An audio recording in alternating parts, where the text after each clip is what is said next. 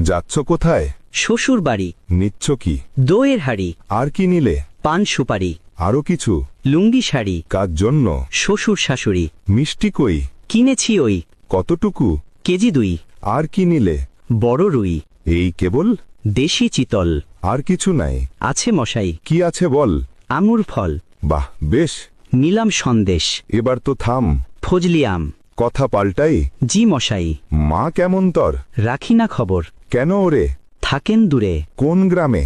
বৃদ্ধাশ্রমে। কেন তবে? সুখ ভেবে। সুখ চাই কার? বউটা আমার। ছি মদন, ছি। ভুল করেছি। মস্ত ভুল। এখন মাসুল। পাল্টা আজই। কি বাবুজি? বউটা তোর। কাঁদবে অন্তর।